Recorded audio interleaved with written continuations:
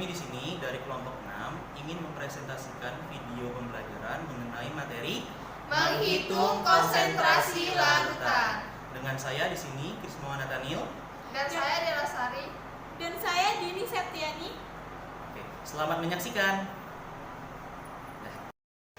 Assalamualaikum warahmatullahi wabarakatuh. Halo semuanya, kami dari kelompok 6 membahas tentang menghitung konsentrasi larutan, satuan persen molaritas dan normalitas, dan juga jenis reaksi umum, reaksi khusus, dan pewarna.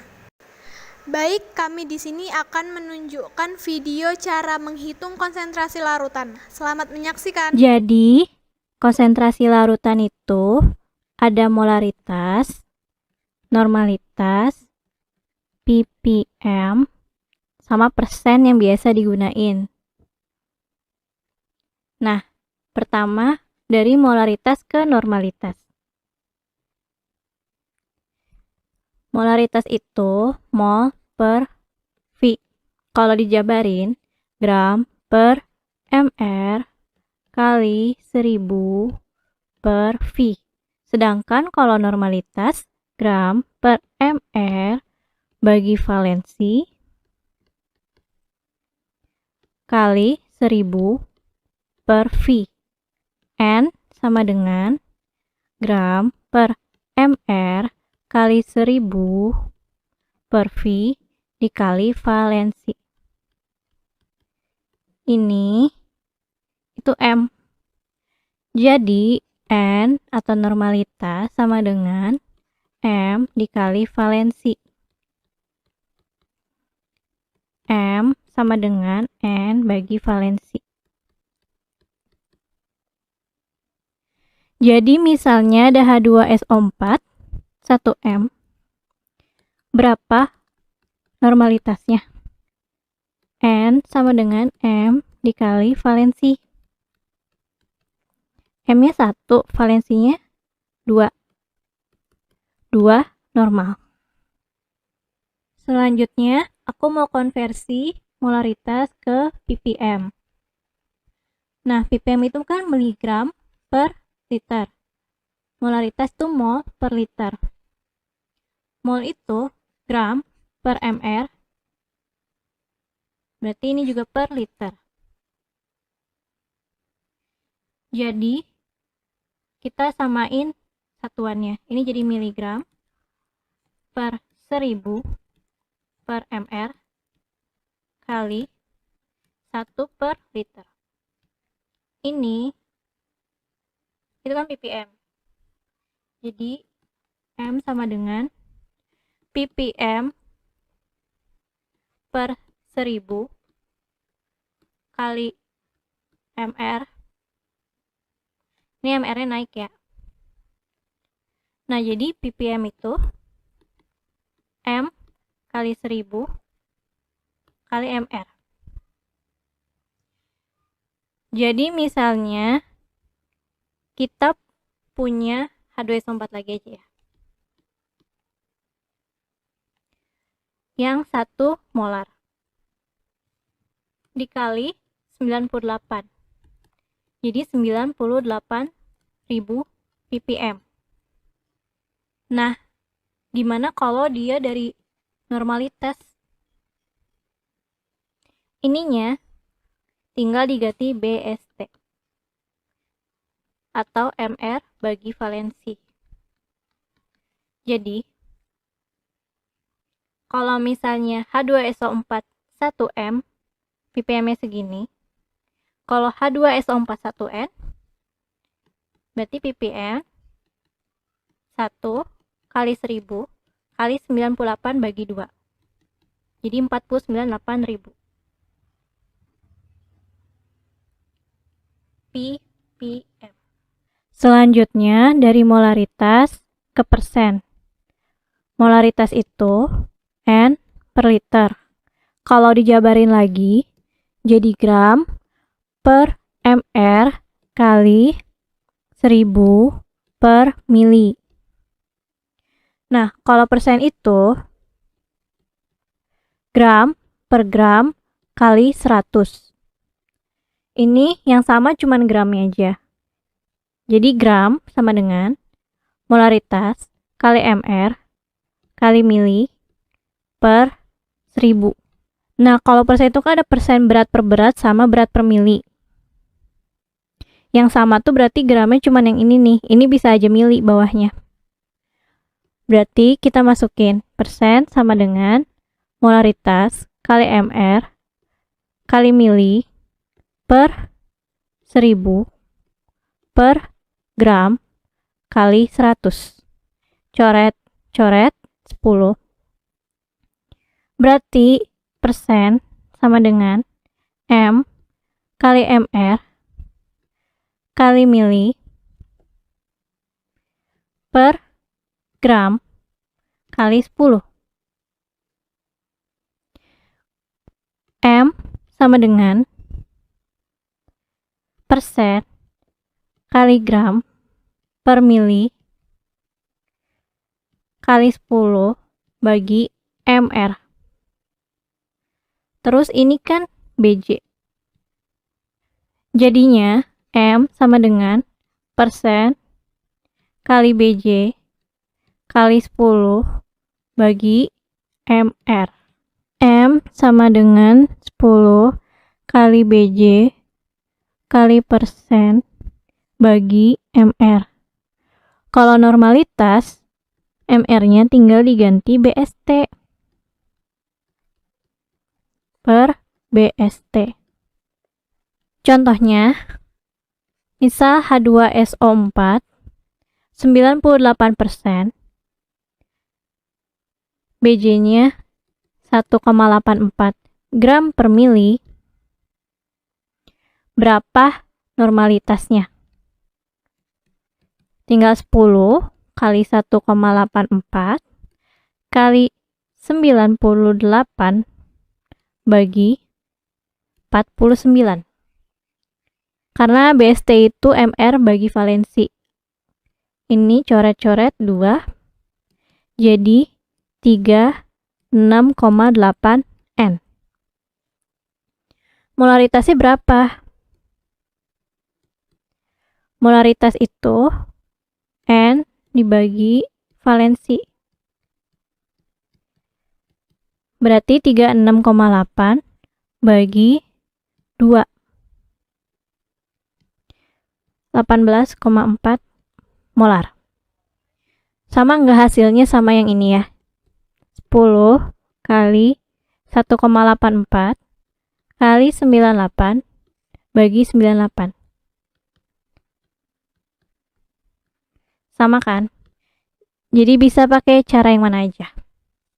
Selanjutnya, ppm ke persen. ppm itu miligram per liter. Persen itu gram per mili kali 100. Nah, ini samain dulu satuannya ya. Jadinya miligram per 1000 dikali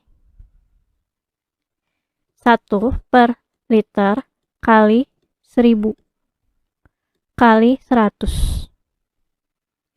Coret-coret miligram per liter kali 1 per 10.000. Terus ini tuh ppm. Jadinya persen sama dengan ppm bagi 10.000. Berarti ppm sama dengan persen dikali 10.000. Contohnya H2SO4 1%. Itu berapa ppm? ppm sama dengan persen kali 10.000. 1 kali 10.000. 10.000 ppm. Nah, kayak gitu caranya. Jadi, sebenarnya untuk konversi satuan larutan ini nggak harus dihafal. Cuman harus dimengerti. Tapi kalau mau cepet sih ya hafalin aja. Soalnya ini tuh benar-benar krusial banget dalam analisis. Jadi kalau salah hitung nanti juga hasilnya bakal beda. Sekian dari saya. Maaf kalau ada salah-salah kata atau salah-salah cara. Semoga ini dapat membantu kalian untuk memahami konversi konsentrasi larutan ini. Selanjutnya, kami akan menunjukkan video pemanfaatan dari reaksi umum.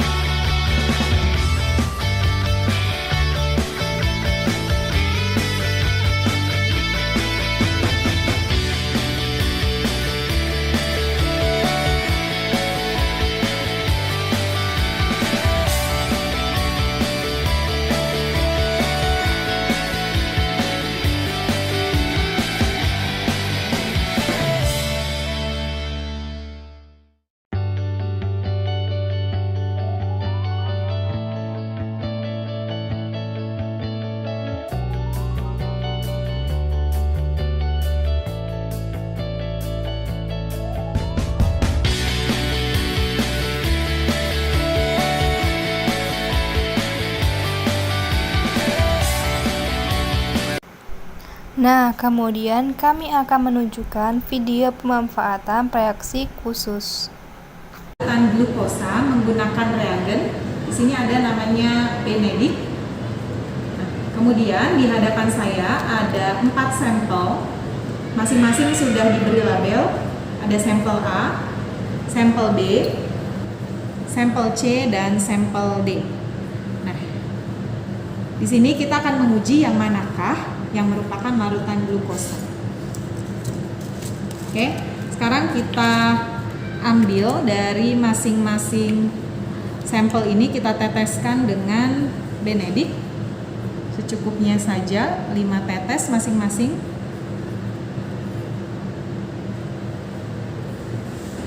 Satu, dua, tiga, empat, lima.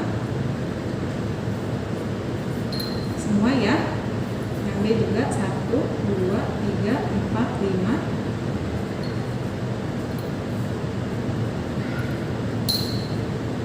C 1, 2, 3, 4, 5.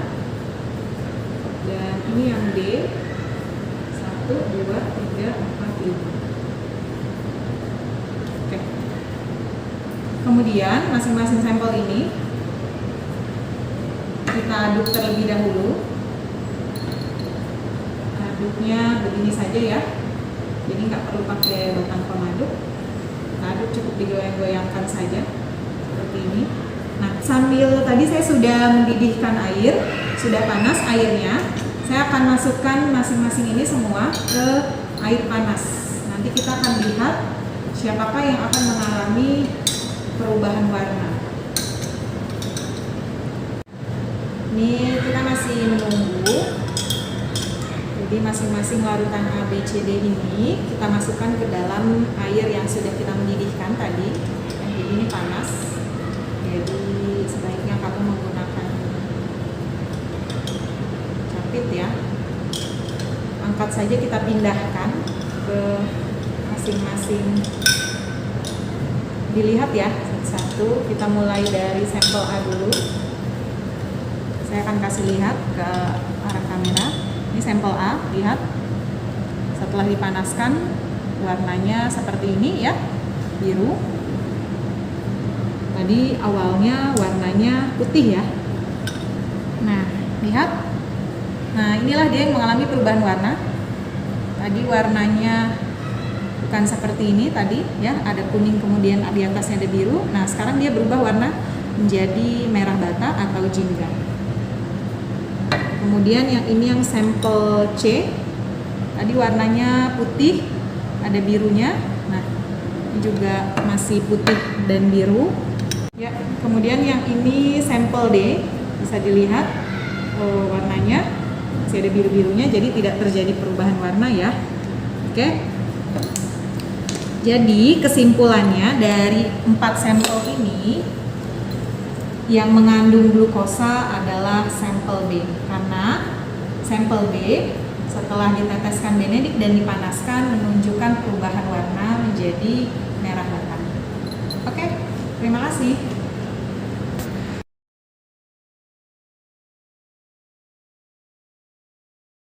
Ya, sekarang kita akan menguji karbohidrat menggunakan larutan Lugol. Kalau kamu di rumah punya betadin, nah ini juga bisa dipakai karena kandungannya sama ya. Jadi kita mencoba pakai betadin.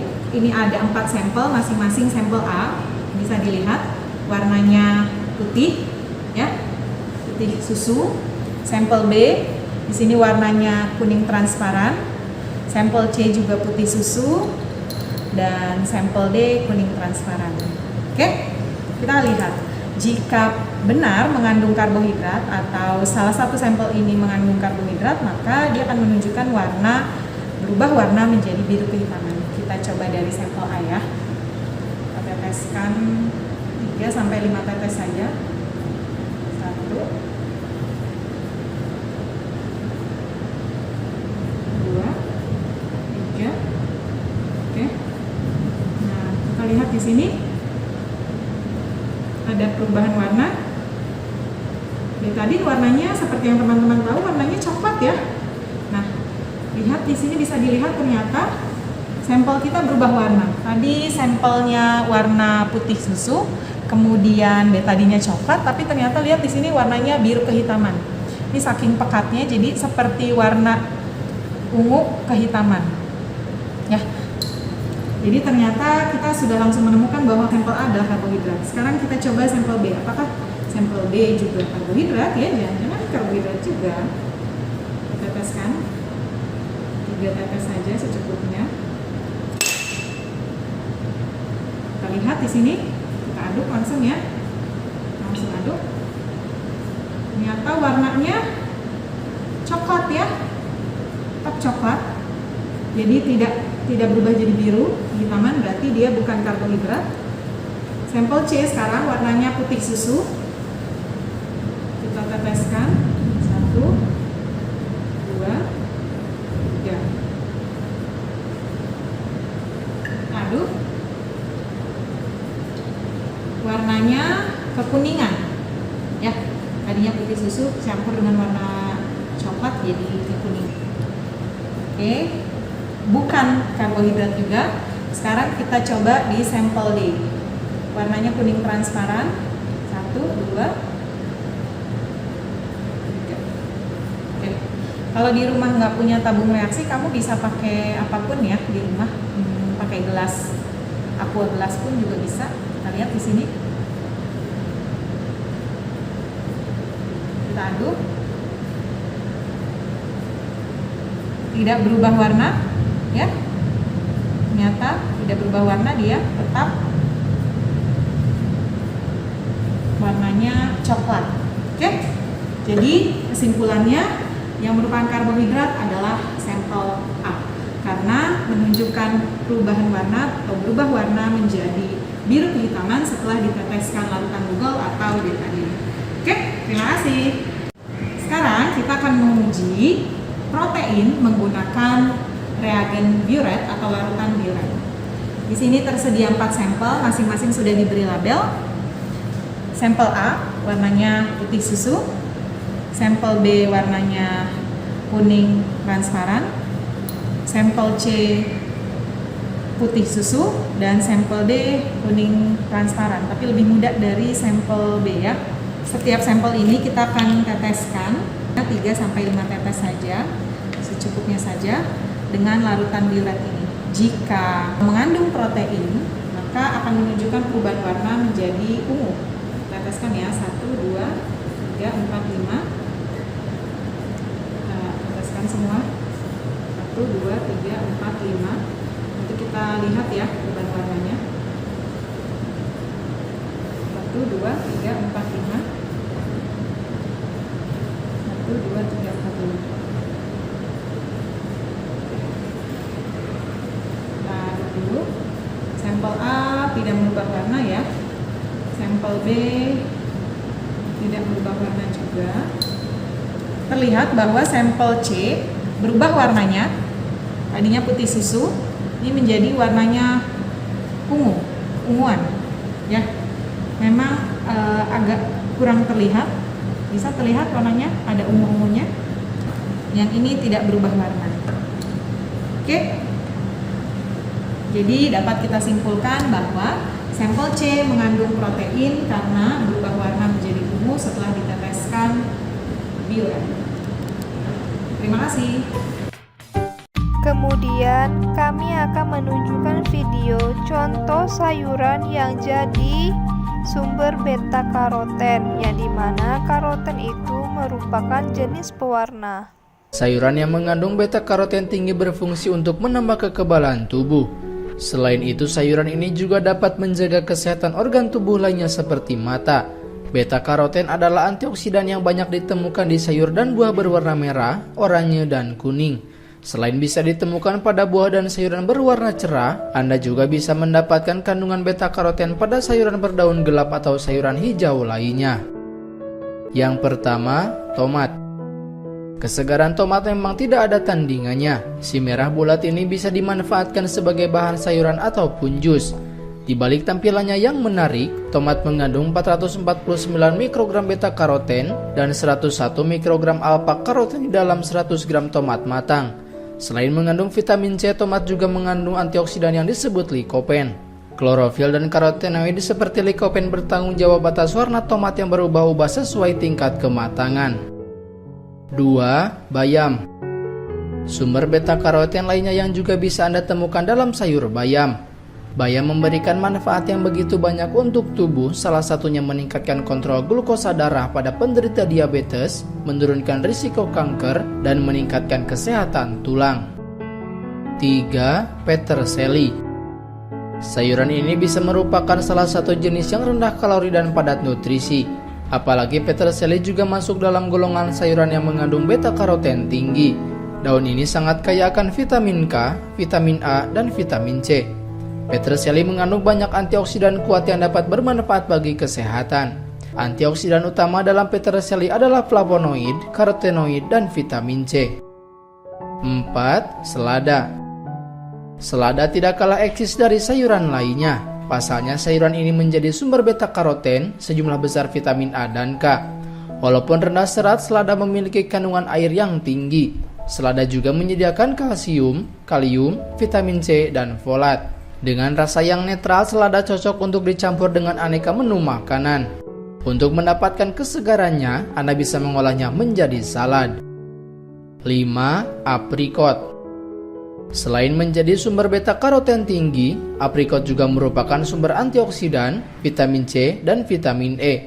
Dan salah satu kandungan aprikot yang tidak boleh Anda lewatkan adalah kelompok antioksidan polifenol yang disebut flavonoid. Kandungan tersebut dapat melindungi tubuh dari penyakit seperti diabetes dan penyakit jantung. Pada teman-teman yang telah menyaksikan, kami harap video pembelajaran dari kami mampu membawa manfaat dan kebaikan bagi kita semua. Pada akhirnya, kami mengucapkan Wassalamualaikum warahmatullahi wabarakatuh.